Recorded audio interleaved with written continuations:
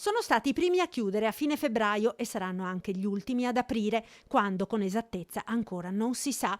Cresce la preoccupazione per i gestori dei locali di intrattenimento, discoteche, sale da ballo, luoghi di svago per tutte le età che ormai da oltre 3 mesi hanno visto azzerati gli incassi. Dei dipendenti non tutti hanno visto la cassa integrazione, senza contare tutti gli altri lavoratori legati al mondo dello spettacolo che non sono coperti da alcun ammortizzatore sociale. Noi abbiamo un mondo molto vasto collegato, quindi artisti di tutti i generi, non solo i DJ, ma i cantanti, i musicisti e poi tutto quello che è l'artistico in genere, quindi performer, piuttosto che ballerini, acrobati, abbiamo di tutto. Infatti io mi batto spesso ultimamente, quando ho la possibilità di discutere anche pubblicamente, perché il nostro mondo venga equiparato al mondo della cultura, perché siamo veramente non considerati anche per questo motivo, mentre da noi la cultura c'è. Il presidente del Veneto Luca Zaia, che ieri ha incontrato la categoria, ha confermato l'impegno della regione nella stesura di un'altra ordinanza, probabilmente la prossima settimana,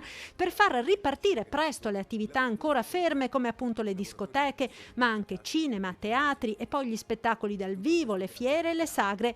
Domani, proprio per le fiere, è previsto l'incontro con il ministro Gualtieri. Martedì si chiuderanno i tavoli a livello nazionale per le ultime linee guida che riguardano la congressistica, gli spettacoli, le sale gioco e le discoteche.